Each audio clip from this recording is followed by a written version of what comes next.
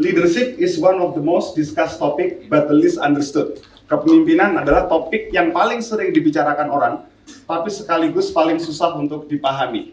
Dan untuk memahami kepemimpinan, biasanya bukan dosen yang harus mengajarkan kepemimpinan, tapi pemimpinnya langsung kalau bisa bertemu dengan Anda ya. Tanpa berpanjang lebar, kita sambut Bapak Indarno Jayadi selaku Direktur Bursa Efek Indonesia.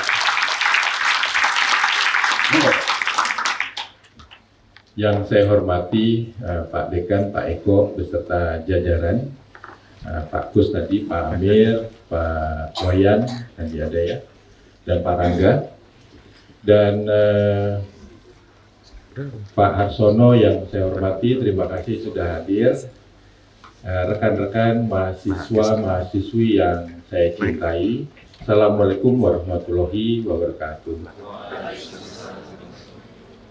Pokoknya santai aja, kita banyak ketawanya aja di sini, ya. Satu lagi. Bebas, mau bertanya nanti silakan, gitu ya. Nah, jadi saya alhamdulillah banget diundang oleh Pak Dekan ke sini, ya.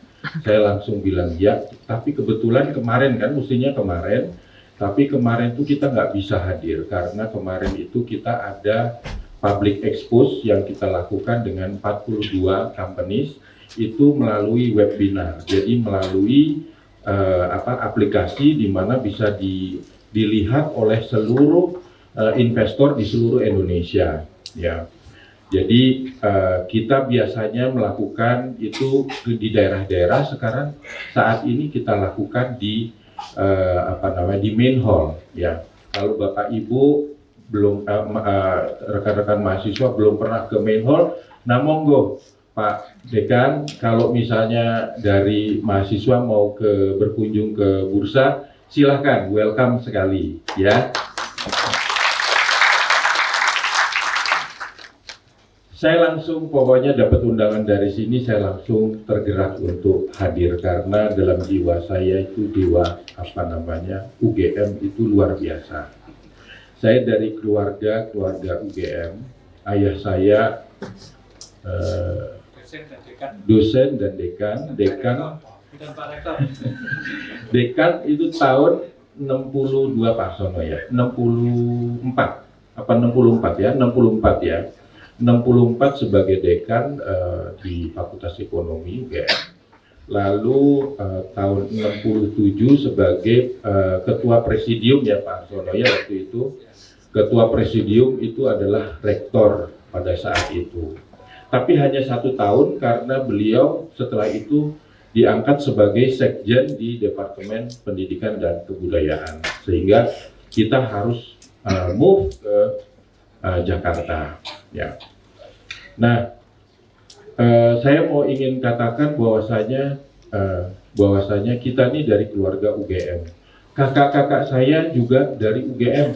Kakak-kakak saya ada 3 yang angkatan 77, Pak Pri namanya, beliau usahanya itu ada tas ya di Kota Gede, itu ekspor ke Jepang ya.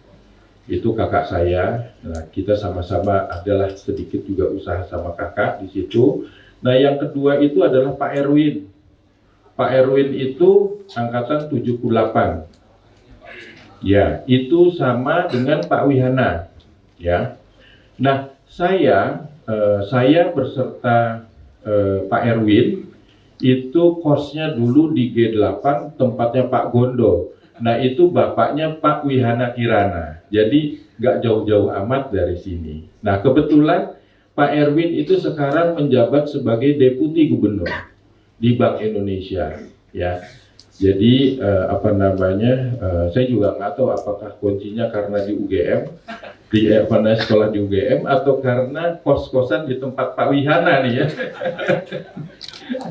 Jadi itulah kira-kira makanya saya betul-betul begitu diundang saya merasa terpanggil sekali untuk untuk hadir, dan terima kasih sekali kepada teman-teman mahasiswa semuanya, mahasiswi ya, bisa luar biasa hadir di sini semuanya. Saya akan berusaha jujur.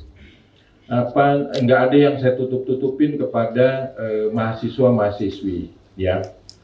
Saya seperti Pak Eko katakan, saya angkatan 81, sama dengan Pak Eko. Cuman yang jalur lambatnya. Kalau Pak Eko ini jalur cepatnya, pinter banget ini Pak Eko ini kan. Kalau saya ini jalur lambatnya. Saya lulus tahun 88. Nah, adik-adik langsung, kok iso ya? Kuliahnya kok lama bener nih gitu. Ya memang gitu ya. Jadi saya masuk 81, saya baru lulus tahun 88. Ya, saya cuti 1 tahun. Saya ikut pertukaran pemuda. Waktu itu mungkin tahun ketiga saya ikut pertukaran pemuda ke Kanada 1 tahun. Ke Kanada 6 bulan, lalu di 6 bulan lagi di sini. Jadi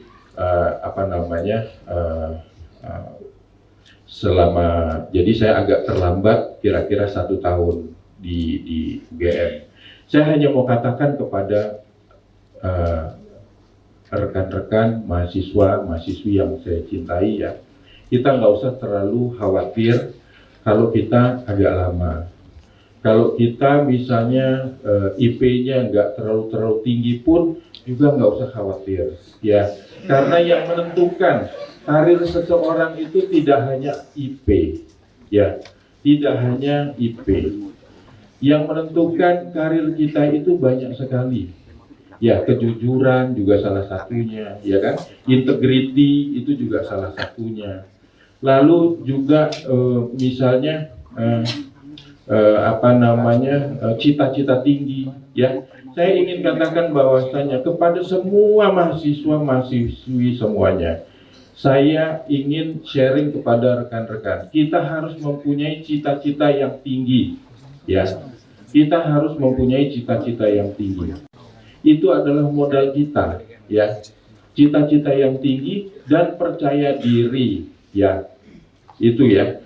Saya udah melihat bahwasanya mahasiswa-mahasiswi sekarang ini sudah jauh lebih luar biasa daripada yang sebelum-sebelumnya. Percaya dirinya daripada rekan-rekan semua, banyak bertanya segala macam, sekarang jauh lebih bagus daripada yang dulu.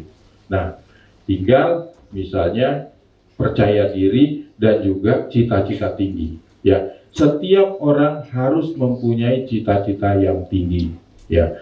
Dan jangan takut untuk gagal. Itu yang paling penting, jangan takut untuk gagal. Saya di Bursa Efek Indonesia itu baru 1 tahun di sini. Prosesnya cukup panjang, harus melalui sponsor dari paling tidak 10 anggota bursa dengan market share berapa gitu ya.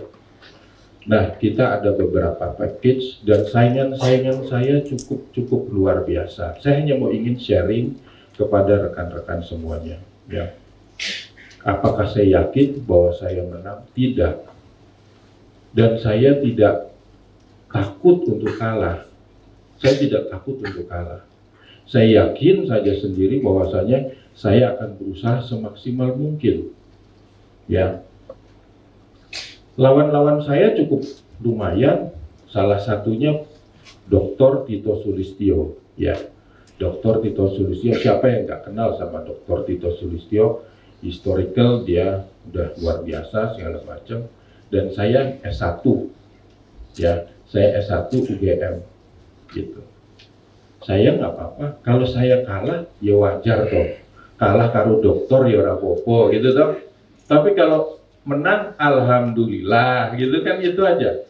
Jadi saya pengen kepada rekan-rekan mahasiswa semuanya, yang penting kita pede, yang penting kita punya cita-cita tinggi.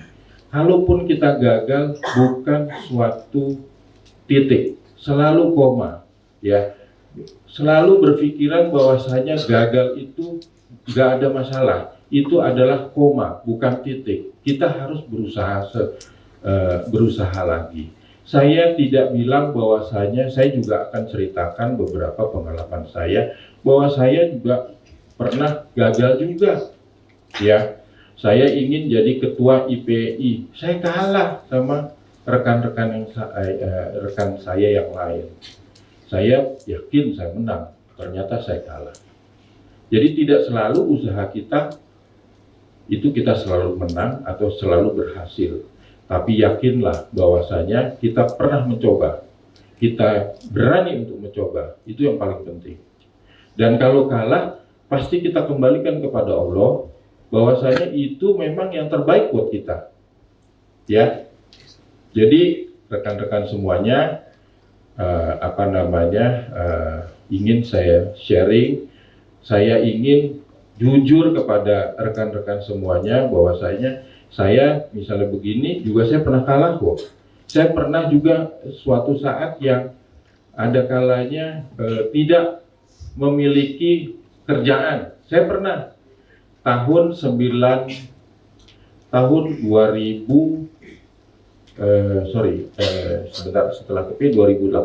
Jadi saya waktu itu sebagai direktur utama KPI, karena saya sudah 2 kali di periode tersebut di KPI, jadi saya sudah tidak bisa lagi, sehingga saya harus selesai di KPI, dan selama itu saya belum ada kerjaan yang pas.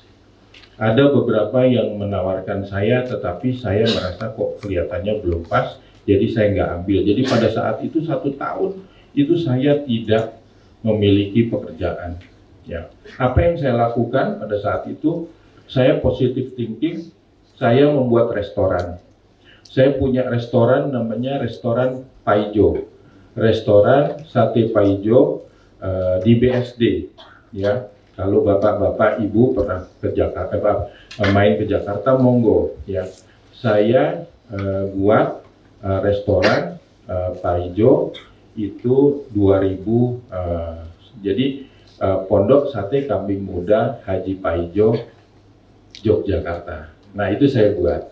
Ya, saya waktu itu dapat pesangon dari KPI. Semua pesangonnya saya habiskan untuk buat sate tersebut. Ternyata, jadi 1 tahun pada saat saya menganggur itu, saya berusaha untuk menyelesaikan restoran tersebut. Ya, nah tengah jalan duitnya kurang. Saya ajak kakak saya Erwin dan adik saya 25%, saya 50%. Nah alhamdulillahnya ya, alhamdulillahnya sekarang berjalan dengan baik. Karyawan ada 22 dan saya sekarang punya 2 restoran. Nah, saya ingin sharing juga kepada mahasiswa-mahasiswi semua, pada saat kita tidak punya sesuatu, berpikirlah positif. Apa yang bisa kita kerjakan? Jangan pernah itu merupakan suatu titik. Ingat ya, itu semuanya adalah koma, ya, bukan titik. Kita harus berusaha, apa yang bisa kita lakukan, ya. Ya, jadi saya pengen sharing kepada teman-teman, harus selalu berpikiran optimis. Harus selalu berpikiran optimis, ya. Dan ternyata sekarang luar biasa restoran tersebut. Karyawannya 22 orang. Itu yang di BSD, yang di Cirende ada 15 orang. Bisa menghidupi 22 dan 15, dan alhamdulillahnya bisa juga saya bulanan dari sana juga ada, gitu ya. Jadi rekan-rekan semuanya, pokoknya saya ingin jujur kepada rekan-rekan semuanya, jangan pernah kecil hati, apapun usahanya, apakah itu di pasar modal, apakah itu di perbankan, ataukah itu sendiri, itu tidak ada masalah. Yang penting selalu mempunyai cita-cita yang tinggi dan percaya diri bahwa ini adalah yang terbaik.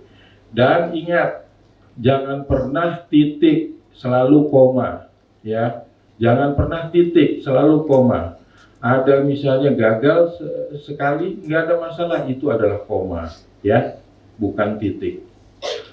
Bapak Ibu, rekan-rekan mahasiswa, kita mulai ya. Saya ingin sedikit flashback tahun 89. Sebetulnya pasar modal kita ini mulai direaktifkan kembali itu tahun 1977. Jadi kita punya ulang tahun pasar modal itu Agustus 10 dari tahun 1977. Sehingga sekarang itu kita sedang merayakan HUT pasar modal ke 42 tahun ya, ke 42 tahun. Kita mulai reaktif. Kita sebetulnya mempunyai pasar modal dari zaman Belanda, tetapi mati suri setelah Belanda, setelah kemerdekaan. Baru kita mulai reaktif kembali itu adalah di tahun 1977 ya, 10 Agustus. Kemarin kita merayakan HUT pasar modal. Nah, tahun 89 Kepala Bapepam waktu itu adalah Pak Marzuki Usman ya. Pak Marzuki Usman inilah yang menggerakkan pasar modal pada saat itu ya. Tahun 1988 kalau ingat itu ada regulasi perbankan. Nah, di sini juga pasar modal juga sedang adanya giat-giatnya pasar modal. Kalau saya boleh jujur, di saat beliau ini Pak Marzuki Usman itu pernah listed company yang tertinggi, yaitu sekitar 62 company pada saat itu. Kenapa bisa begitu? Karena pada saat itu agak ada pressure dari pemerintah, diharuskan untuk go public, dan VV-nya itu dihilangkan. Jadi pada saat itu luar biasa, ya. Nah, pada saat itu mulai tahun setelah itu Pak Hasan Zain Mahmud ini juga sebagai dirut bursa, ya. Dia yang mempersiapkan Bursa Efek Jakarta. Privatisasi, jadi gini, pasar bursa dulu itu jadi satu dengan Bapepam. Dulu jadi satu. Mulai privatisasi, mulai swastanisasi itu tahun 92. Nah, beliau nih Pak Hasan Zain yang mempersiapkan. Ya, Pak Hasan Zain adalah lulusan dari Universitas Indonesia Yogyakarta. Ya. Nah, kalau misalnya sekarang pasar modal itu ada ulang tahun yang ke-27, ulang tahun bursa yang ke-27 kita merayakan, itu dari privatisasi Bursa Efek Indonesia atau Bursa Efek Jakarta, ya. Kalau pasar modal sendiri 42 tahun kita sekarang HUT yang ke-42 tahun itu melihatnya dari tahun 77, ya. Nah, di samping Pak Marzuki Usman kita juga punya beberapa yang ketua Bapepam yang betul-betul juga dari UGM loh, yaitu Pak Sukanto. Ya, Pak Kanto itu sebagai ketua Bapepam dari tahun 91 sampai 93. 94-nya beliau jadi rektor UGM. Jadi sebetulnya sejarahnya UGM di pasar modal itu luar biasa, ya, luar biasa gitu loh. Nah, kalau kita lihat di 2019 itu adalah eranya Pak Wimbo dan saya sudah 1 tahun di sini, ya. Kita lihat bahwasanya indeks saja ya, kita sebagai perbandingan, indeks itu pada saat itu adalah 305, saat ini sudah 16 Agustus sudah 6.286. Coba bayangkan berapa kali, ya, berapa kali luar biasanya peningkatan dari indeks 305 menjadi 6.286. Ya. Kita lihat dari market cap ya, dari 0,5 triliun, setengah triliun menjadi sekarang 7.200 triliun, naik berapa kali lipat, ya. Perusahaan tercatat kalau tahun 89-56 sekarang sudah mencapai 648, ya, 648, naiknya udah 1057%.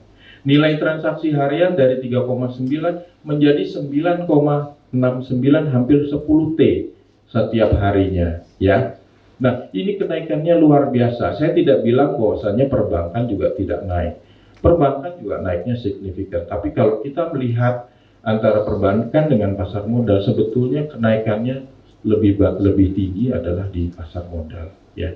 Jadi upside terhadap pasar modal ini masih luar biasa. Jadi rekan-rekan semua, kalau memang sekiranya berkeinginan untuk berkarir di pasar modal, memang nggak salah juga.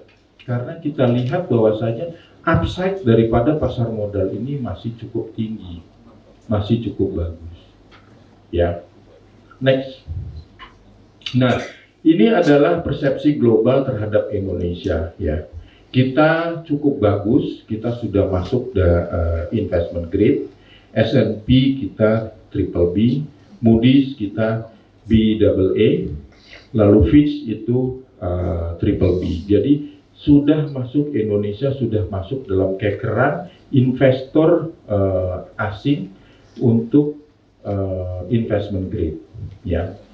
Begitu juga mengenai logistik performance, kita itu dari 63 menjadi urutan ke-46. Ya. Dan kita termasuk juga menjadi second world best country to invest. Ya, ini berdasarkan US News Best Countries to Invest 2018. Ya. Ease of doing business juga kita juga meningkat lebih bagus dari 91 urutannya menjadi ke 73. Nah, terus yang berikutnya adalah juga kita merupakan top destination untuk attracting investor di atas Filipina dan satu lagi saya lupa. Dan juga kita sebetulnya adalah yang lumayan atraktif itu adalah kita largest democracy with the biggest Muslim population. Ya. Kita juga mempunyai natural resources. Kalau kita lihat dari palm oil dan nikel, kita adalah produser yang terbesar di seluruh dunia. Ya, kita juga menjadi second largest exporter of LNG. Ya, jadi itu semua merupakan daya tarik Indonesia. Ya, jadi kembali lagi saya katakan kepada rekan-rekan semuanya bahwasanya pasar modal itu masih bagus. Ya, kedepannya tuh masih bagus sekali. Ya, apalagi kita mempunyai population yang begitu luar biasanya. Dan kalau kita melihat dari demografinya, termasuk masa-masa produktif itu kita yang lagi bagus-bagusnya. Ya, next. Nah, kalau kita lihat daripada peraturan nomor 9 2019 mengenai Forum Koordinasi Kestabilan Ekonomi, kita ada 4 pilar, ya. Kita di situ ada 4 pilar, ada Bank Indonesia, ada OJK, ada LPS dan Ministry of Finance. Ya, mungkin pasti rekan-rekan semua sudah dapat ini di sini. Kalau Bank Indonesia itu lebih kepada makro prudensial, ya, monetary policy dan payment system. Nah, kalau untuk OJK itu lebih ke micro prudential, di mana itu membawahi banking, non-financial institution, dan capital market. Nah, kita bursa itu ada di bawah pengawasan OJK. Ya. Yang lainnya adalah LPS dan Ministry of Finance. Pasti Bapak Ibu sekalian sudah memahami ini. Nah, kita ada di bawah pengawasan OJK. Next. Rekan-rekan semuanya, saya masukkan sebagai DPR, yaitu yang paling atas. Bukan karena apa? Karena memang untuk pemilihan ADK dan ketua ADK-nya, ketua yang memimpin, ya, ADK itu anggota Dewan Komisioner di OJK, pimpinan yang di OJK, itu dipilih melalui DPR, ya, melalui DPR. Nah, kita berdasarkan Undang-Undang Nomor 8 tahun 95 itu mempunyai amanah untuk menyelenggarakan pasar yang teratur, wajar, dan efisien. Itu adalah amanah yang diberikan Undang-Undang Nomor 8 tahun 95 terhadap kita, ya. Kita adalah self-regulatory organization, di mana bursa ada 3, yaitu Bursa, KPI, dan KSEI. Ya. Nah, kita memiliki 100% di KPI, dan kita memiliki bersama-sama KPI kita memiliki sekitar 30% di KSEI. Ya, ini adalah 3 yang SRO yang ada di Indonesia. Apa tugas kita? Tugas kita sesuai Undang-Undang Nomor 8 adalah menyelenggarakan pasar secara teratur, wajar, dan efisien. Ya, tapi kita mempunyai aim, goal yang sama dengan OJK, dengan Central Bank dan Ministry of Finance. Salah satu yang terpenting adalah untuk deepening the market, pendalaman pasar. Ya, apa itu pendalaman pasar?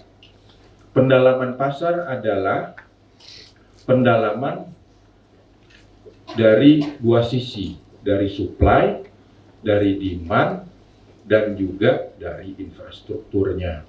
Ya, makanya kita bisa lihat dari supply-nya.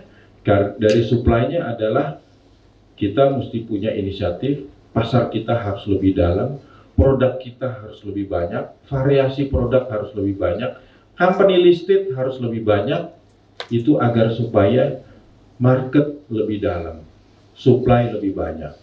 Tapi supply sendiri tidak bakal bisa berdiri tanpa ditopang oleh investor, baik investor institusi maupun investor retail.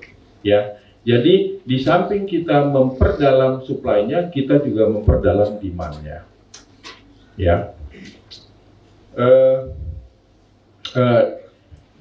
nah, untuk memperdalam pasar tersebut, kita perlu meningkatkan infrastruktur kita, kapasitas kita.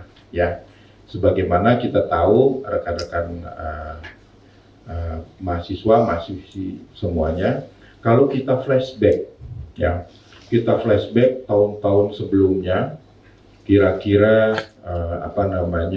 pada saat 10 tahun yang lalu, transaksi kita itu sedikit sekali, hanya 3 triliun. Sekarang itu sudah 10 triliun setiap hari, 9,8. Nah, ini yang kayak begini ini nggak bakal bisa dilaksanakan kalau tidak infrastrukturnya kuat. Ya, oleh karena itu tahun lalu kita sudah memiliki data center sendiri, kita sudah memiliki sistem yang lebih baru lagi, sehingga kapasitas kita bisa lebih kita tingkatkan. Ya, oke, next. Nah, yang tadi saya katakan, ya, ini ada IDX, KP, dan KSCI sebagai SRO. Ya, kita memiliki 100% di KPI. Nah, bursa memiliki KSCI sebesar 20%, dan KP memiliki KSCI itu ada 10%. Jadi KSCI dimiliki oleh kita itu sekitar 30%. Sebetulnya 30% itu kita memang sudah mayoritas di KSCI juga. Karena yang lain-lainnya itu kecil-kecil semuanya. Ada kustodian, ada anggota bursa itu sebagai anggota dan masing-masing biasanya 1%, 1,25%. Kita ada 30%. Nah, rekan-rekan mahasiswi, ya, di bawah kita itu kita ada Pevindo, Credit Rating Agency, itu anak perusahaan kita juga, ya. Itu untuk pemeringkat rating untuk company, korporasi ya. Lalu kita ada Teach Me. Teach Me itu adalah anak perusahaan kita untuk lebih banyak kepada literasi. Ya, kita Teach Me mengadakan sekolah pasar modal secara online, ya, yang bisa dipelajari atau bisa diikuti oleh rekan-rekan semuanya. Ya, kalau misalnya rekan-rekan semuanya itu ingin mengetahui mengenai pasar modal, bisa ikut program-program Teach Me. Ya, nggak bayarnya hanya 100.000, dan 100.000-nya tersebut tidak untuk Teach Me, tetapi untuk teman-teman rekan mahasiswa membuka rekening, ya. Jadi tidak ada bayar sama sekali. Kalau misalnya Bapak rekan-rekan semuanya ingin mengikuti, monggo, ini ada Teach Me. Lalu kita ada seperti LPS, itu adalah SIPF, ya, Investor Protection Fund, ya. Persis seperti idenya persis seperti LPS yang ada di perbankan, itu untuk menjamin investor-investor kalau ada fraud di anggota bursa akan dijamin oleh SIPF, ya. Lalu kita punya penilaian harga wajar obligasi untuk mengetahui price discovery daripada harga obligasi, itu ada di BEI. Kita juga punya TV loh, kita punya IDX channel, ya, yang bisa dilihat di cable TV kalau yang ada di sini karena kita sudah kerjasama dengan IndiHome. Lalu kita punya securities financing, itu baru berdiri sekarang. Apa ini sebetulnya securities financing? Ini untuk memberikan margin kepada investor yang mau berdagang secara margin, ya. Dia yang memberikan pendanaannya, ya. Lalu satu lagi itu kita punya PT-IT, IDX XSTI. Ini adalah PT-IT. Idenya adalah kita akan membuat perusahaan PE daerah, perusahaan efek daerah, di mana idenya itu seperti BPR, ya, ada di masing-masing provinsi, sehingga lulusan-lulusan universitas yang ada di daerah-daerah tidak perlu harus ke Jakarta, bisa ke wilayah atau provinsi masing-masing melalui PE daerah. Nah, ini kira-kira konsepnya mirip dengan BPR, di mana PT IT tersebut akan menyiapkan back office sistemnya biar lebih murah buat PE daerah. PE daerah itu sangat diminati, sebentar lagi akan terbentuk, terutama dari BPD dan perusahaan-perusahaan dari daerah untuk membuat ini. Nah, satu lagi adalah Pevindo Biro Kredit, ya. Berbeda dengan yang Pevindo Credit Rating. Pevindo Credit Rating ini seperti misal Standard & Poor's, jadi dia melihat rating daripada korporasi. Nah, sedangkan yang Pevindo Biro Kredit itu lebih kepada credit worthiness dari kita-kita, dari individual. Misalnya rekan mahasiswa siapa namanya? Arif. Arif pengen beli saham margin, ya. Nanti akan dinilai nih sama Pevindo Biro Kredit. Pevindo Biro Kredit, betul. Pevindo Biro Kredit akan menilai, oh, Arif ini credit worthiness-nya segini loh. Sehingga nanti PEI akan memberikan margin kepada Anda. Oh, Anda bagus. Anda bisa dikasih margin atau dikasih pinjaman dana sebesar 100 juta misalnya, atau 200 juta. Nah, yang menilai daripada rating daripada individu itu adalah Pevindo. Ya, ini saya jelaskan di sini semuanya. Jangan bosan ya kepada rekan-rekan semuanya. Ini artinya bahwasanya kalau ingin berkarir di pasar modal, tidak hanya terhadap self-regulatory organization. Di bawah-bawah ini ada masing-masing yang sesuai dengan minat Bapak Ibu, rekan-rekan mahasiswa-mahasiswi semuanya. Ya, bisa di IDX Channel, bisa di PI atau di Pevindo Biro Kredit, monggo aja. Ya. Next. Rekan-rekan mahasiswa-mahasiswi semua, ya.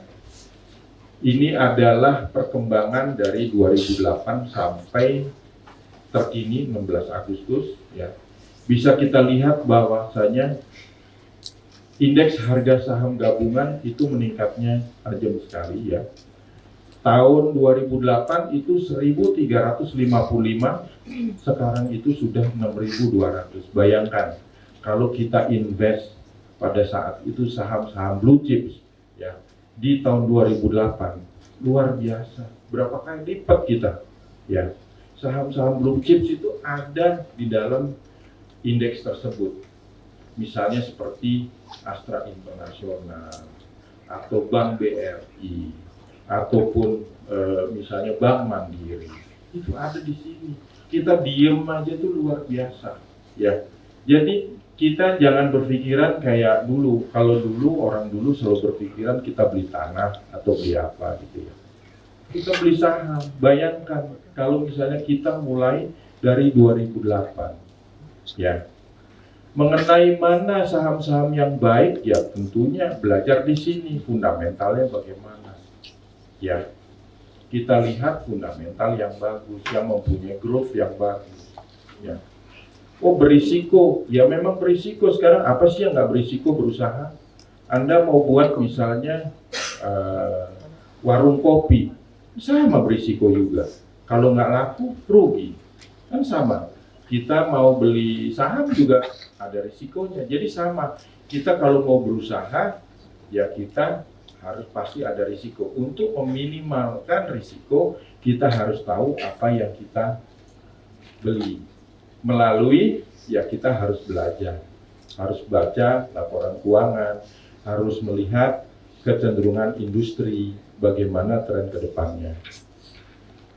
Lalu kalau kita lihat ya, average daily trading, ya itu luar biasa, dari 4T menjadi 9T, 2 kali lipat ya. Nah, khusus untuk yang paling bawah itu adalah average daily number of trade ya. Ini itu adalah frekuensi jual beli yang ada di bursa. Kalau kita lihat dari 2008, ini menarik, itu 55,9 ribu kali per hari. Sementara di 2019 itu sudah 449 ribu kali. Ini kenapa penting yang saya katakan, ini menentukan likuiditas yang ada di bursa. Ya. Dan alhamdulillah, bursa kita merupakan frekuensi yang tertinggi di Asia. Ya. Sejak 2018, 2019 kita sudah melalui Thailand. Dulunya Thailand yang paling tinggi frekuensi daily trade-nya. Sekarang kita sudah melebihi Thailand. Ya, itu alhamdulillahnya. Oke, next. Oke, nah itu lihat tuh ya, yang saya katakan tadi, untuk frekuensi saham ASEAN, kita lihat bahwasanya Thailand itu adalah mendominasi dari 2013 sampai 2018. Mulai 2018 mulai itu kita di atasnya. Kenapa nih? Ada yang tahu nggak? Kenapa kok kita bisa naik di atasnya Thailand? Saya kasih ini ya. Karena kita salah satunya itu kita menerapkan atau mengimplementasikan T+2 settlement. Ya. Kita sebelumnya itu melakukan T+3 settlement. Nah, per 26 November 2018 kita melakukan T2 settlement. Kita adalah negara ketiga setelah Vietnam dan Thailand. Ya. Setelah kita baru Singapura. Itu 10 Desember.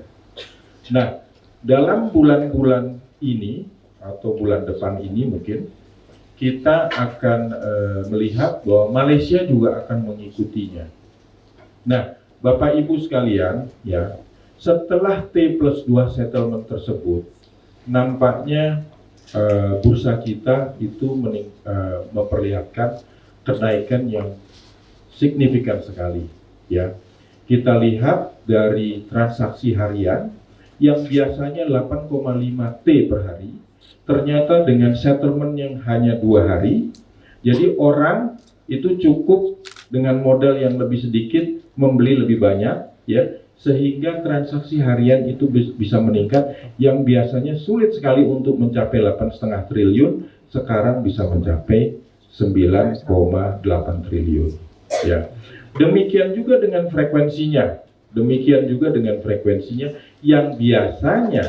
Yang biasanya kita itu di bawah Thailand sekitar 300.000, dengan adanya T+2 alhamdulillah kita bisa memboost frekuensi, akhirnya kita bisa leading Indonesia 437 di mana Thailand 300. Kita meninggalkan Thailand dan kita yang tertinggi di ASEAN. Alhamdulillah. Next. Nah, ini adalah pencatatan perusahaan BI di kawasan ASEAN.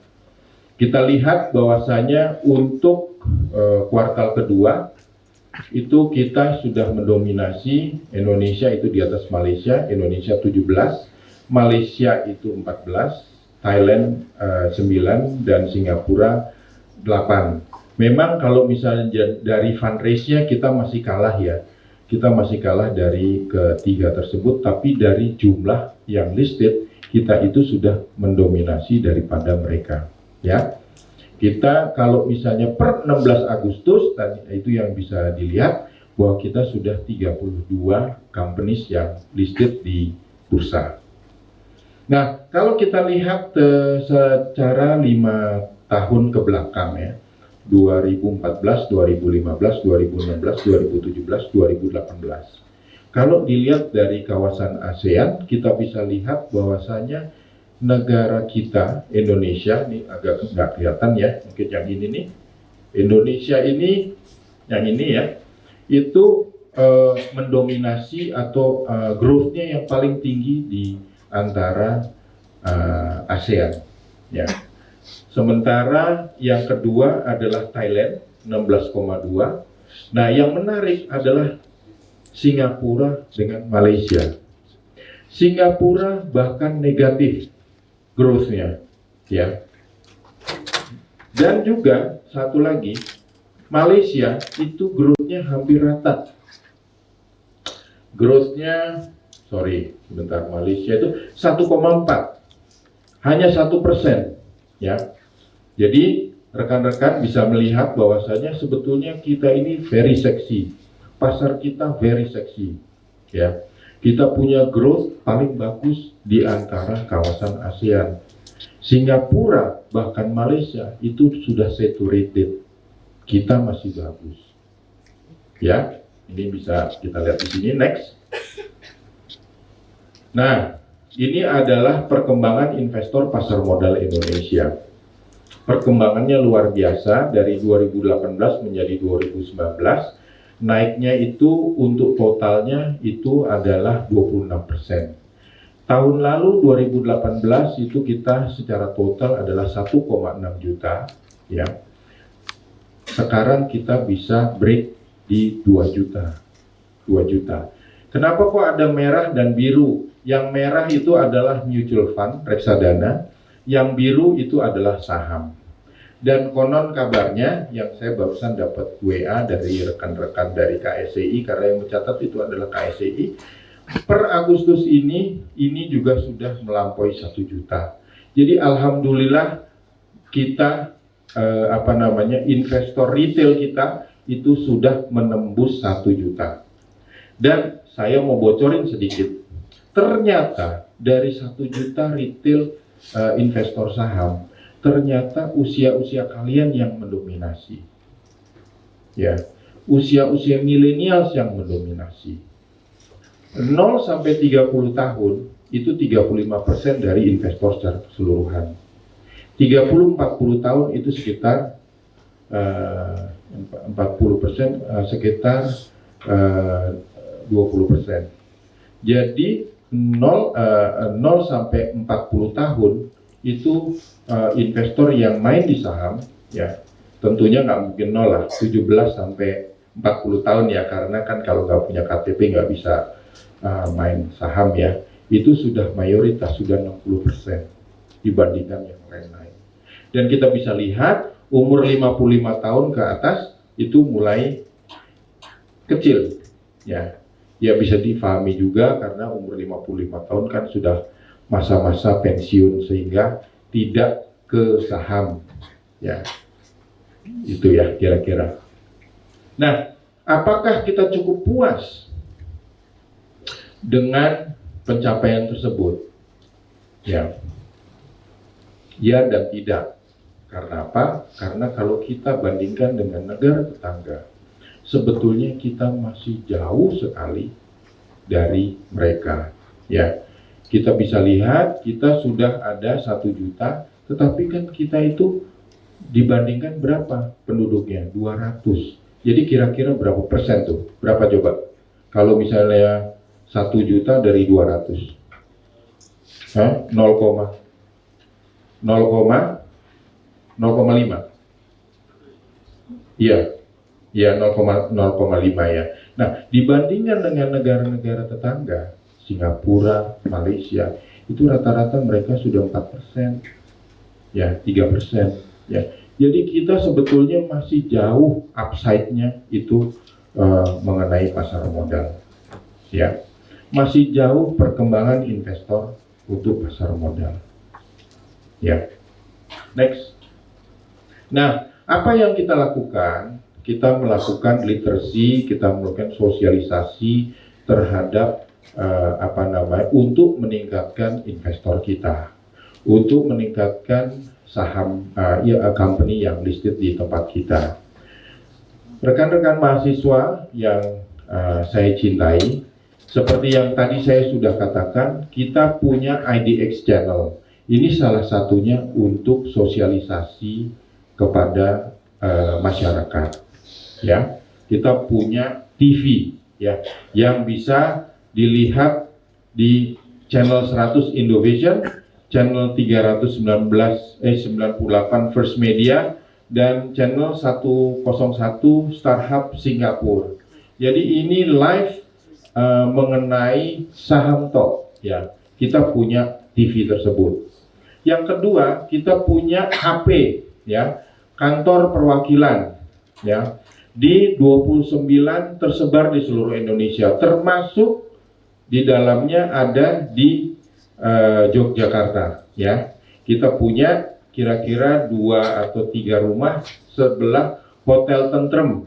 Kalau misalnya Bapak Ibu sekalian mau ke sana, monggo ya. Mau sekolah pasar modal, silahkan di situ. Nah, di situ ada kakak kelas kita namanya Pak Irfan, itu sebagai kepala perwakilan di sana.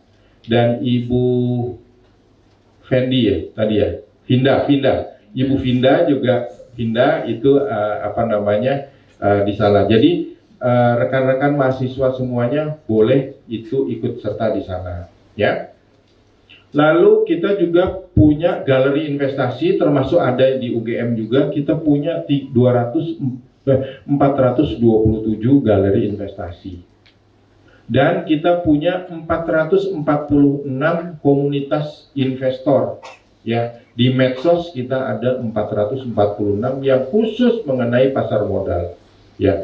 Ini semua apa gunanya? Untuk meningkatkan pendalaman pasar, meningkatkan investor, meningkatkan sosialisasi terhadap calon-calon emiten supaya go public. Tujuan kita apa? Satu lagi adalah yang paling penting untuk pendalaman pasar. Ini upaya-upaya kita untuk pendalaman pasar. Next. Nah, ini seperti yang Bapak Ibu saya jelaskan tadi, kita punya visi menjadi bursa yang kompetitif dengan credibility tingkat dunia.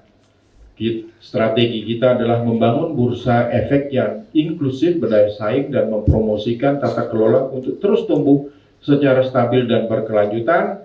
Dengan sasaran strategis adalah pendalaman pasar. Kita lihat peningkatan jumlah investor, kualitas dan kuantitas dari perusahaan tercatat kita naikkan, kapasitas anggota bursa juga kita tingkatkan ya, dan juga satu lagi adalah yang paling penting adalah infrastruktur kebursaaan harus kita tingkatkan. Next. Nah, ini adalah strategi-strategi untuk pendalaman pasar ya, pendalaman pasar. Ini adalah strategi kita untuk tahun ini, di mana produk-produk akan kita perluas sehingga dari sisi supply kita tingkatkan. Produk-produk salah satunya produk derivatif, structure warrant, index futures segala macam itu akan kita lakukan, dan juga untuk electronic trading platform untuk perdagangan obligasi. Selama ini obligasi selalu dijual belikan di OTC market, ada bursa, ada di luar bursa. Nah itu di luar bursa, semi unregulated, semi agak agak kurang diatur. Nah ini inisiatifnya sebetulnya inisiatif dari Bank Indonesia, dari Kementerian Keuangan dan OJK untuk meregulasi OTC tersebut. Makanya kita punya inisiatif tahun ini untuk menyiapkan electronic trading platform untuk bonds trading, ya, itu yang ada tuh. Lalu kita juga ada e-IPO, papan akselerasi, e-registration, dan integrasi IDXnet SPE, itu semuanya untuk memperdalam supply-nya, memperkuat supply-nya. Perusahaan daerah tadi telah saya katakan, oleh karena itu kita punya PT IT, dan juga kita sudah masuk dalam ikut serta dalam Sustainable Stock Exchange, ya. Oke, next. Nah, ini udah selesai. Jadi saya balik lagi, kesimpulannya bahwasanya balik lagi ya kepada rekan-rekan semuanya, yang paling penting kita itu harus harapan ekspektasi atau cita-cita itu yang tinggi, ya. Jangan pernah takut dengan cita-cita, jangan pernah takut gagal. Pokoknya kita yakin, pede, dan selalu berpikiran positif dan selalu koma. Kalaupun kita gagal, jangan putus asa, karena itu baru koma, belum pernah titik. Jangan pernah ada titik, selalu koma, ya. Teman-teman kita, saya mungkin introduce sedikit yang dari UGM, Pak Aji mana? Pak Aji. Nah, berdiri Ji. Ini adalah Pak Aji, ini adalah dari Fakultas Ekonomi tahun 93. Ini satu angkatan dengan Pak Wayan, ya. Satu angkatan dengan Pak Wayan. Beliau adalah kepala divisi untuk sekretaris perusahaan, ya. Jadi kalau rekan-rekan semuanya mau hadir ke bursa segala macam, bisa kontak tuh Pak Aji, ya.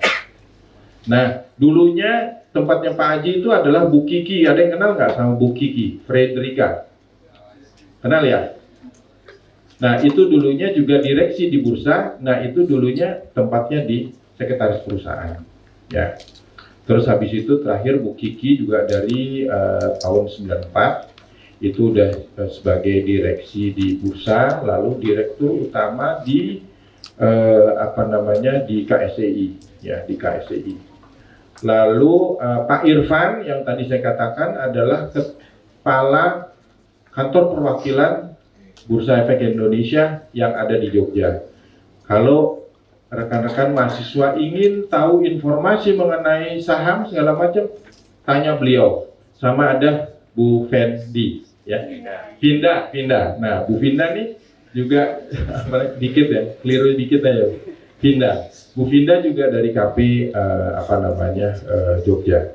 Kalau misalnya ada pertanyaan segala macam bisa ke beliau. Tapi saya sarankan sih kalau memang sekiranya ada waktu itu ikut sekolah pasar modal, hanya 1 hari gratis, ya. Ada biaya 100, tapi kan hanya untuk membuka rekening sendiri. Jadi praktis itu gratis dan disediakan makanan loh. Jadi silakan aja gitu kalau mau, ya. Mungkin dari situ saja. Terima kasih sekali. Mudah-mudahan bermanfaat buat adik-adik semuanya. Assalamualaikum warahmatullahi wabarakatuh.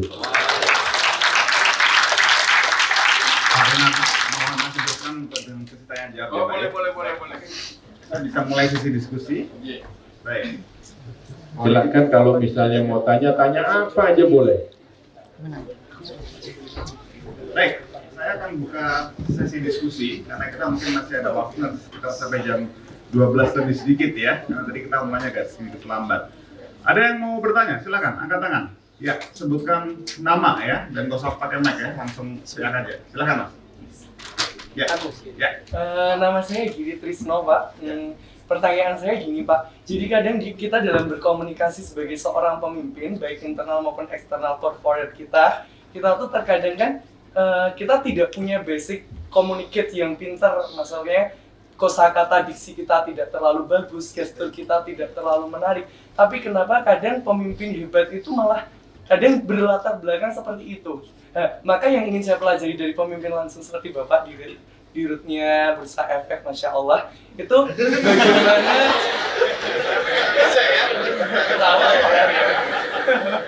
itu bagaimana Pak caranya kita itu punya something yang itu tidak bisa dipelajari, baik kata-kata maupun gestur, tapi itu bisa dimiliki oleh para pemimpin hebat.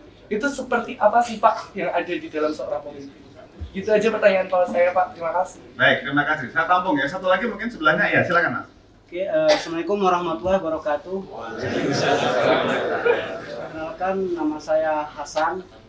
Jadi izin bertanya kepada Pak Dinarno Jayadi selaku Dirut Bursa Efek Indonesia. Jadi Pak, sebagaimana mungkin Bapak sendiri ketahui bahwa anak-anak FEB UGM sendiri itu biasanya di samping kuliah memiliki usaha-usaha entah entrepreneur atau startup dan lain sebagainya. Nah, yang ingin saya tanyakan tadi kan yang lebih banyak didiskusikan yaitu mengenai karir di BEI. Nah, sedangkan untuk mekanisme menjadi sebuah perusahaan yang emiten tadi, yang go public tadi, itu belum terlalu disinggung. Nah, pertanyaan saya, bagaimana mekanisme dari suatu perusahaan itu yang ingin jadi emiten tadi untuk go public, dan yang kedua syarat-syarat atau misalnya jumlah aset yang dimiliki harus berapa, kemudian penghasilan harus berapa dan sebagainya. Dan prosedur dari awal sampai ke terdaftar itu gimana? Terima kasih. Assalamualaikum warahmatullahi wabarakatuh. Waalaikumsalam warahmatullahi wabarakatuh. Mungkin langsung dijawab saja Pak. Jadi pertanyaan pertama dari Mas Giri tadi terkait dengan tips komunikasi nih ya. Gimana tips supaya bisa berkomunikasi sehebat Bapak gitu ya. Gitu Pak. Terima kasih, Giri. Jadi kalau misalnya dititeni ya, diperhatikan speech saya tadi. Yang paling penting kita itu adalah mempunyai cita-cita yang tinggi. Itu adalah suatu persyaratan utama bagi orang mau berhasil. Ya, kita harus mempunyai cita-cita yang tinggi. Nah, yang kedua itu kita harus percaya pada diri sendiri. Ya, ada kalanya kita mau memilih kosakata segala macam, kalau kita nggak percaya diri itu susah banget gitu loh, ya kan? Kita mau cari kata-kata yang pasnya apa, nanti dia tersinggung, akhirnya apa, bungkem, mau ngomong aja susah gitu kan? Karena kita ngerasa percaya diri kita kurang gitu ya. Dan yang ketiga ya kembali lagi, selalu berpikiran itu koma, jangan titik, koma terus. Kalaupun gagal, jangan khawatir, ya. Jangan pernah takut sama gagal. Jangan pernah takut sama gagal. Gagal itu biasa. Gagal itu untuk naik kelas, ya. Jadi rekan-rekan semuanya jangan pernah takut, jangan pernah malu kalau gagal, gak ada masalah, gitu. Gagal itu untuk naik tangga kok. Kalau kita nggak pernah gagal, kita nggak bakal bisa naik tangga, ya. Itu ya, kira-kira Giri yang mudah-mudahan menjawab. Boleh sedikit saya follow up nggak Pak? Jadi kan Bapak tadi menyebutkan tentang cita-cita Pak ya. Jadi memang katanya seorang pemimpin itu ya harus punya mimpi. Dan kadang mimpi sama pemimpi kan cuma beda satu N, huruf N aja. Pemimpi dan pemimpin. N-nya itu katanya nyali Pak. Dan tadi Bapak juga menyebutkan pentingnya untuk punya percaya diri. Pak Inarno mungkin bisa cerita nggak Pak? Mungkin momen dalam hidup Bapak ya, di mana Bapak dihadapkan pada satu keputusan yang sulit nih Pak, yang dilematis, dan bagaimana Bapak bisa melalui itu? Bisa cerita nggak? Jadi memang betul sekali ya, kita harus punya percaya diri, kita harus selalu mempunyai harapan yang tinggi. Tentunya hambatan-hambatan pasti ada Pak, hambatan-hambatan ada. Tetapi kembali lagi, kalau kita itu takut untuk menghadapinya, ya, itu nggak akan kita bisa melaluinya. Ya, saya seringkali juga menghadapi hambatan-hambatan dan apa namanya yang luar biasa gitu ya. Tapi kalau misalnya setelah kita yakin, percaya diri, alhamdulillah kok bisa dilaksanakan, ya. Alhamdulillah bisa dijalankan. Tapi ada kalanya juga, makanya saya harus jujur juga, ada kalanya gagal. Tapi buat saya kegagalan itu biasa aja, Mas. Gitu. Jadi buat saya kegagalan itu bukan suatu hal yang memalukan. Dan memang orang itu harus mengalami kok, mengalami kegagalan, ya. Jadi bahkan kalau bisa memang dalam untuk memperdalam apa namanya experience hidup kita, ya harus melalui kegagalan dan bagaimana kita menghadapi kegagalan tersebut, ya. Kalau kita gagal terus titik selesai, ya sudah selesai. Tapi kalau kita gagal terus kita koma, kita berusaha lagi, nah itu mempunyai harapan dan itulah beauty-nya untuk orang selalu mempunyai positive thinking. Ya. Jadi berhasil dan gagal itu ternyata satu paket ya Pak ya. Untuk ingin berhasil kita juga harus berani gagal juga. Tadi poin yang ditekankan oleh Pak Inarno itu. Lalu kedua Pak, pertanyaan Mas Hasan tadi ya, yang terkait dengan ingin menjadi entrepreneur Mas. Ya, mungkin Pak Inarno juga bisa cerita nih Pak. Saya dengarkan juga ada program inkubator yang di BI atau mungkin yang lain silakan. Ya.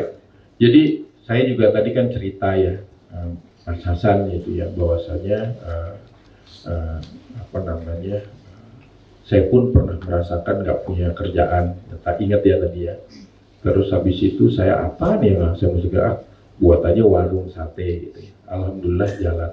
Itu artinya kembali lagi positive thinking dan selalu untuk apa namanya berusaha ya. Mungkin Mas Hasan juga melihat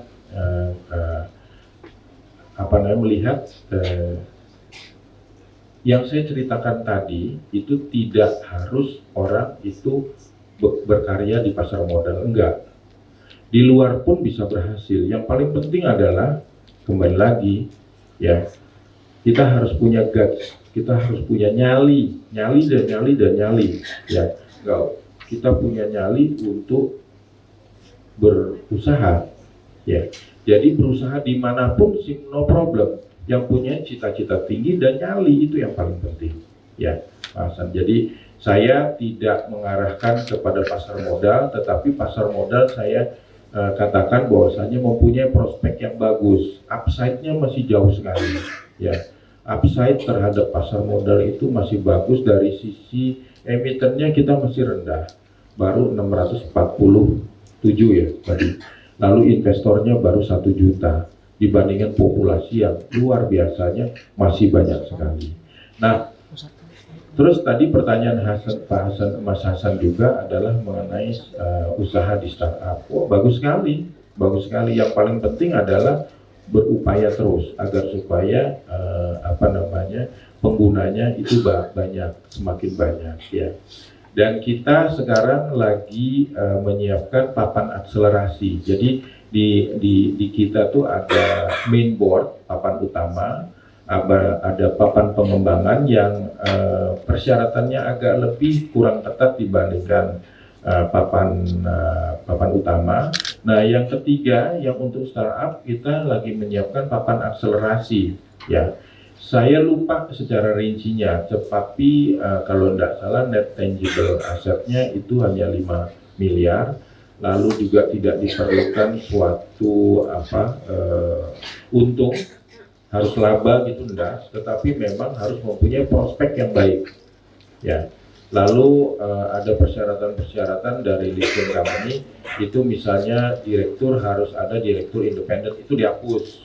Terus komisaris independen kalau nggak salah dihapus juga. Jadi lebih ringan lah untuk itu gitu ya. Jadi ada betul itu papan akselerasi. Silahkan kalau misalnya mau lebih dalam itu ke HP kita, nanti dijelaskan lebih dalam ya. Itu aja. Kita punya KP, kita punya nanti sebentar lagi ada inkubator ya. Nah, inkubator bisa juga ke sana ya. Mungkin itu aja, mungkin dari yang lain. Ya baik, silakan. Mungkin dari sisi sini nih yang belum. Mbak, nanti terakhir dosen ya. Mbaknya silakan mungkin. Mbak juga. Oh, ya, silakan Mas 1 dan 2 ya, silakan. Ya. Perkenalkan Bapak, nama saya Raja dari Prodi Manajemen. Di sini saya ingin tanya simpel aja sih. Saya dengan apakah seorang diri itu juga investor? Apa Bapak punya saham-saham mungkin saham apa yang dimiliki sama? Itu yang beratnya buat saya gitu ya.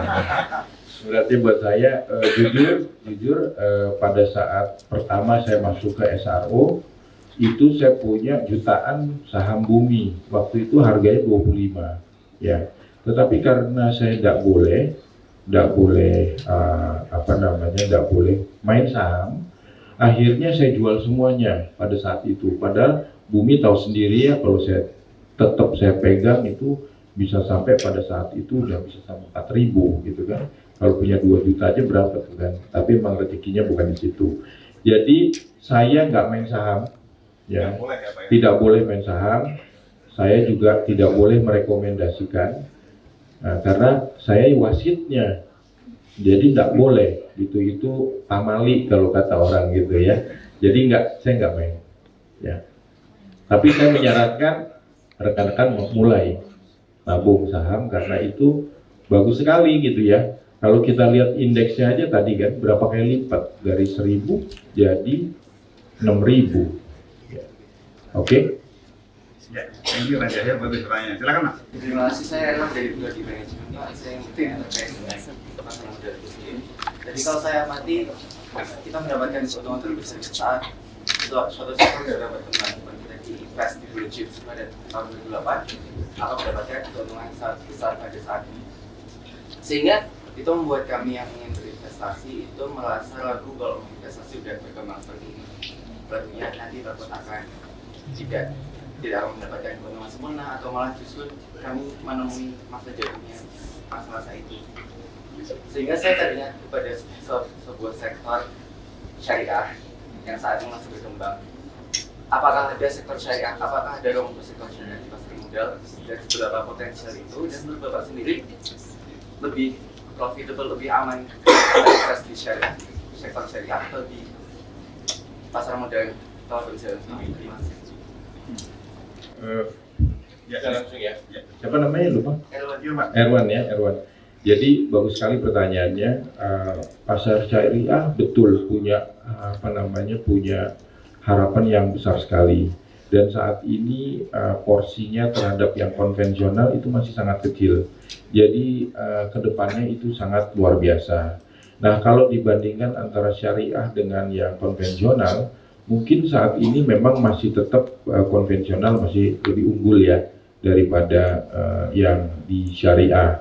Tetapi kedepannya tidak menutup kemungkinan bahwasannya syariah ini akan lebih berkembang lebih bagus. Kita berupaya, kita makanya sekarang juga punya divisi khusus untuk syariah.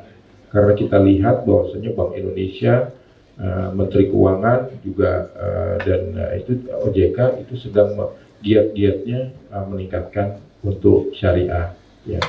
Terus kalau misalnya untuk ketakutan bahwasanya saham tersebut akan jatuh sekarang udah tinggi gitu ya. Itu mungkin kalau misalnya kita takut saham, kita itu bisa juga masuk ke reksadana, tidak perlu ke saham ya. Kita masuk ke reksadana, kita bisa masuk ke reksadana yang pasif misalnya ya, yang underlying-nya itu saham-saham blue chips misalnya. Kita punya IDX 30 growth dan 30 value ya yang kita keluarin itu ya. Itu yang mempunyai growth yang bagus, mempunyai value yang baik. Nah itu pilih-pilihlah yang saham-saham yang underlying-nya itu. Kalau kita nggak mau main di saham ya, kita main di situ saja. Dan itu kalau kita ambil situ, itu patokannya adalah indeks. Ya, patokannya adalah indeks. Kalian kan lihat kan tadi ya, bahwasanya indeksnya itu naiknya kan luar biasa. Dari 1.000 sampai 6.300. Nah, ini trennya akan terus naik tuh. Untuk indeks ya, kalau untuk indeksnya naik, kita tinggal ngikutin perkembangan daripada indeks tersebut. Ini biasa kok, di luar negeri pun juga sekarang itu yang lagi in, itu adalah yang berbasis indeks. ETF yang berbasis indeks gitu ya. Nah, ya syariah juga ada. Kalau mau masuk aja syariah. Baik, terima kasih. Berikut yang mungkin. Atau silakan Pak Bayu. Salah satu dosen kita. Pak Bayu, monggo. Baik, assalamualaikum warahmatullahi wabarakatuh. Ada dua pertanyaan Pak. Tadi yang pertama, sebelumnya saya adik kelasnya Pak Inarno, Pak. 12 tahun di bawahnya Pak Inarno. Jadi yang pertama, kalau tadi saya lihat dan saya catat, beberapa kali Pak Inarno menyampaikan bahwa kita harus punya cita-cita yang tinggi dan hidup ini masih koma gitu. Pertanyaan saya agak personal question Pak. Dulu cita-citanya jadi apa? Dan kalau sekarang masih koma, the next journey-nya kemana Pak? Kira-kira. Itu yang pertama. Yang kedua kan kita berada dengan adik-adik ini Pak. Di masa mahasiswa ini kan masa penempaan yang sangat penting ya Pak. Dan saya yakin Bapak sampai pada posisi hari ini kan pasti tidak hanya masalah kapabilitas tapi juga masalah kredibilitas dan integritas yang pasti dipegang Bapak ya. Kalau saya lihat di LinkedIn ini kan sudah puluhan tahun di berbagai macam perusahaan. Mungkin bisa di-highlight Pak bagaimana kapasitas itu bisa dibangun sejak di mahasiswa, bagaimana kredibilitas kita. Karena saya yakin nggak mungkin Bapak bisa terpilih di antara anggota bursa lawan dengan Pak Tito yang kita tahu lah di zaman sebelum masa ini. Itu gimana Pak? Mungkin sharingnya untuk kita semua. Makasih Pak. Makasih Pak Bayu. Pak Bayu, pertanyaan mendalam dan saya berusaha untuk jujur ya. Cita-cita awal bagaimana? Nah ini saya lucu juga, ini kayak ada yang ngarahin Pak Bayu ya. Saya itu di bawah bimbingannya Pak Nopirin. Pak Nopirin, jadi saya sering kali ketemu sama beliau, itu beliau waktu itu di komisaris di Bapindo ya, almarhum Pak Nopirin yang saya hormati. Nah, kakak saya udah masuk di Bank Indonesia. Nah, kakak saya itu kebetulan itu punya game. Game itu ada namanya yang masih pakai disket tua,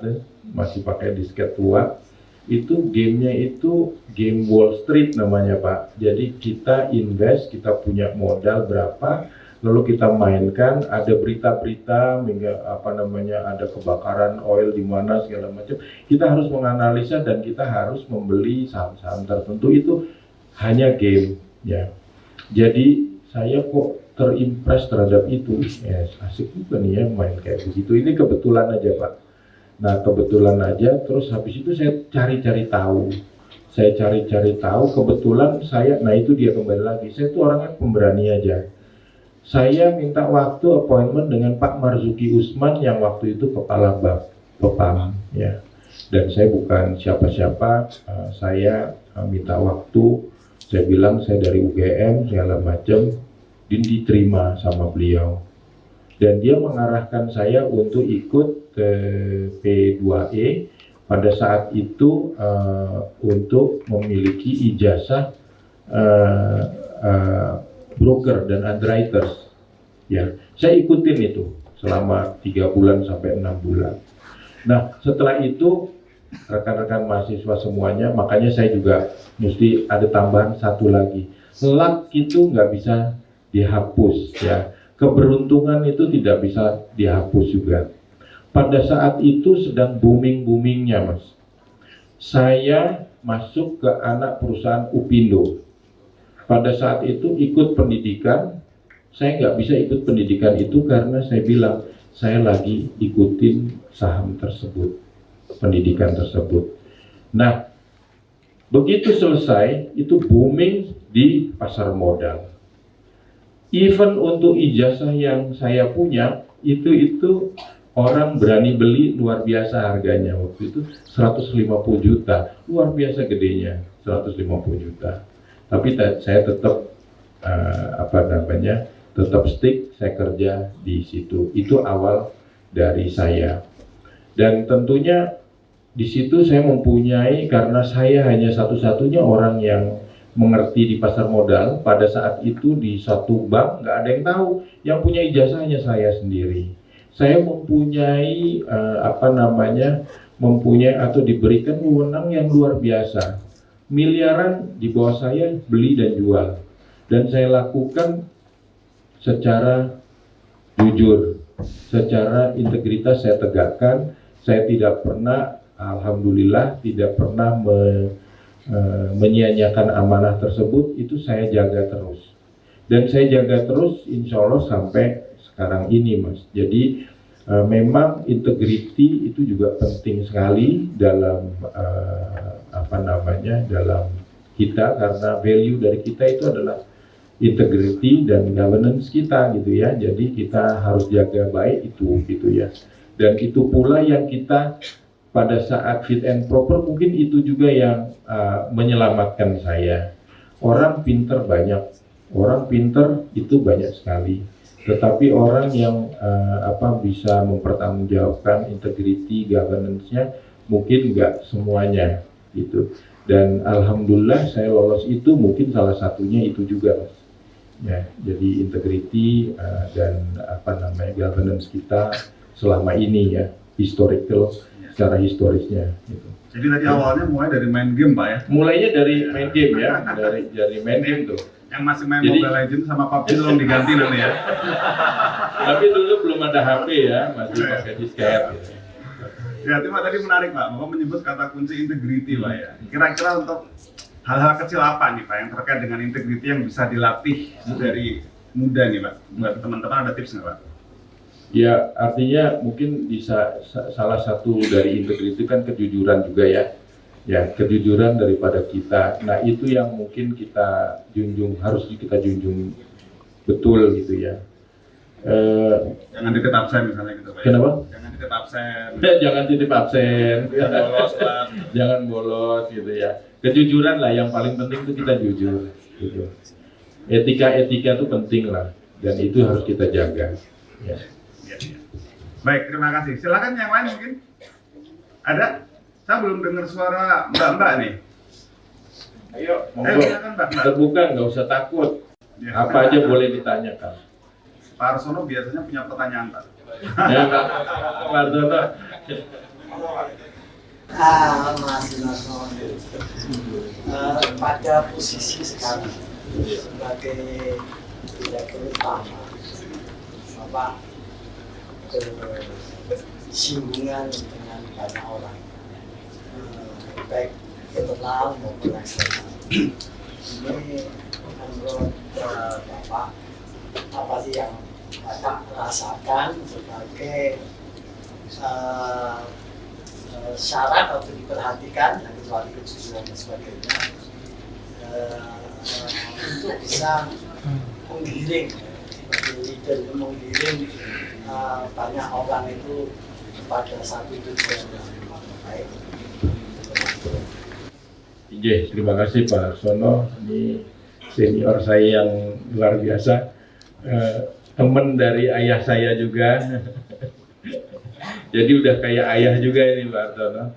Jadi terima kasih Pak Arsono. Jadi kami memang kan di bawahnya OJK, pasti juga ada komunikasi dan ada hubungan dengan OJK, dengan Central Bank dan Ministry of Finance ya. Balik lagi memang menurut saya keberhasilan kita ya, kita nggak bisa menang sendiri Pak.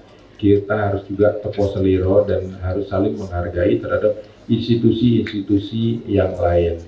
Komunikasi itu paling baik lah. Cara-cara jawab mungkin lebih baik lagi ya Pak Arsono ya. Artinya kalau memang sekiranya kita secara formal susah, mungkin ya kita harus secara informal ya. Tetapi Pak Arsono, memang kalau dilihat dari posisi saya sebagai Direktur Utama Bursa Efek Indonesia itu amanah yang sangat luar biasa beratnya. Ada kalanya kita memutuskan yang terhadap teman-teman sendiri Pak, terhadap teman-teman sendiri. Makanya itu integritas itu yang paling penting ya Pak ya. Teman-teman sendiri segala macam harus kita kenakan sanksi ya, harus kita kenakan sanksi pada teman sendiri, minta tolong kepada kita. Tetapi kita balik lagi lah, stick to the rule. Kalau memang aturannya tidak bisa, ya apa yang bisa kita lakukan? Kita harus tegakkan itu, walaupun berat, tapi kita harus lakukan itu karena kita sedang menjalankan amanahnya ya Pak Arsono. Jadi seringkali memang kita dihadapkan keputusan-keputusan yang sangat berat, tetapi balik lagi kita bismillah aja, yang terbaik dan apa yang menurut kita benar sesuai aturan itu yang kita jalankan. Itu aja Pak, mungkin ya Pak. Tidak ada privilege untuk teman atau apa, semuanya adil lah, fair gitu. Boleh sedikit flashback ya, tadi Bapak menceritakan S1-nya hampir 7 tahun Pak ya? 7 tahun? Kalau sekarang 8 Pak ya? 81 sampai 88. Kalau sekarang 7 tahun tuh gelarnya langsung PhD tuh ya. Pas hampir DO itu. Nah, yang sekarang ini Pak, ini kan kecenderungannya cepat Pak. Ada yang mengejar supaya bisa lulus 3,5 tahun. Ada yang pengennya kalau bisa 3 tahun langsung lulus gitu ya, atau mungkin 4 tahun. Nah, waktunya kan semakin pendek nih Pak. Kira-kira dalam waktu sependek ini Pak, apa mungkin nasihat Bapak nih ya? Selama di kampus ini apa yang harus dimanfaatkan baik-baik oleh adik-adik ini? Ya. Atau mungkin kalau boleh saya recall dengan bahasa yang lain, kira-kira mungkin Bapak bisa cerita nggak pengalaman selama kuliah yang Bapak alami yang akhirnya mengubah hidup Bapak gitu ya? Ada nggak Pak? Ya, jadi rupanya kalau saya flashback ya kepada kehidupan saya sendiri dulu ya, saya itu merasa banyak sekali ada perubahan itu setelah saya pertukaran pemuda Pak. Setelah saya pertukaran pemuda, saya itu ke Kanada 6 bulan, balik lagi 6 bulan, itu di daerah yang sangat terpencil, yang namanya daerahnya Wolofeo, itu di Maumere, Detusoko, tidak ada listrik, tidak ada kamar mandi, kita harus buat kamar mandi sendiri, WC-nya juga harus ke kali, ya, jadi luar biasa berubahnya gitu ya. Dan kita selama 6 bulan itu di Kanada, itu kita harus diskusi sama masing-masing partisipan dari Kanada dan dari Indonesia untuk membuat presentasi setiap minggu dalam bahasa Inggris ya. Nah itu kita lakukan dengan senang hati dan kok kalau ngelihat itunya saya merasa dapat banyak manfaat, dapat merasa PD-nya itu di situ. Jadi saya dari tadi saya katakan Pak bahwasanya memang pendidikan di universitas itu sangat penting, tetapi di luar pun kita juga perlu ada. Jadi jangan juga yang kepada rekan-rekan yang lebih lambat itu langsung aku pasti kalah nih sama yang orang yang lebih cepat. Belum tentu sama sekali. Karena banyak sekali faktor dalam berkarir itu yang menentukannya, tidak hanya IP ya. Itu aja mungkin dari saya. Jadi tadi exchange Pak ya. Dan adik-adik juga nggak harus ke Kanada ya kan, nggak harus kan, kita juga kan ada KKN juga ya. Kan ada KKN, kan ada IW, kan ada ISU, program exchange kita banyak di fakultas. Jadi mungkin saya rasa tadi pesan dari Pak Inarno, gunakan sebaik-baiknya nih ya kesempatan untuk juga bisa exchange ya. Exchange tidak harus ke luar negeri, pengalaman KKN dan sebagainya kan juga salah satu immersion yang bisa kita rasakan. Baik, ini karena sudah hampir menjelang jam 12 ya, jadi kalau ada lagi pertanyaan? Baik, kalau tidak ada mungkin izinkan saya mau merangkum sedikit Pak, kalau saya mendengar dari pembicaraan tadi kita ya hari ini ya. Rasa-rasanya kalau kita selama ini membahasakan kepemimpinan, itu kita anggap sebagai seni untuk mempengaruhi orang. Seni untuk mengelola orang lain. Tapi setelah mendengar dari apa yang disampaikan Pak Inarno, ternyata saya baru dapat insight bahwa ternyata yang namanya kepemimpinan itu sama sekali bukan tentang seni mengelola orang lain, tapi adalah seni untuk mengelola diri sendiri. Betul nggak? Betul ya? Bagaimana menghadapi tantangan, bagaimana kita harus berani mengambil keputusan, bagaimana kita harus berintegritas, melatih kejujuran, itu adalah bekal yang harus dimiliki oleh semua pemimpin. Betul begitu Pak ya? Baik, saya rasa kita cukup banyak belajar hari ini ya. Jangan lupa yang di kelas saya, jangan lupa tuliskan learning diary-nya ya. Langsung sedih gitu sih. Ya, ini kan tadi versi saya ingin Anda menulis versi Anda sendiri. Apa yang Anda pelajari dari diskusi hari ini ya. Kepemimpinan seperti apa yang Anda pelajari dari seorang Inarno ya, kakak kita bersama ya. Dan saya yakin apa yang kita lalui hari ini sangat menginspirasi. Sekali kita beri tepuk tangan untuk Pak Inarno. terima kasih juga kepada Pak Arsono, Pak Bayu, Pak Wayan, Bu Reni, Mbak Ratih, dan seluruh dosen yang hadir pada hari ini, dan tentu saja buat adik-adik semua. Dan tentunya jangan lupa ya, sampai ketemu di sesi kuliah umum berikutnya ya. Saya Rangga Mahendra, sekian dari saya. Wassalamualaikum warahmatullahi wabarakatuh. Waalaikumsalam.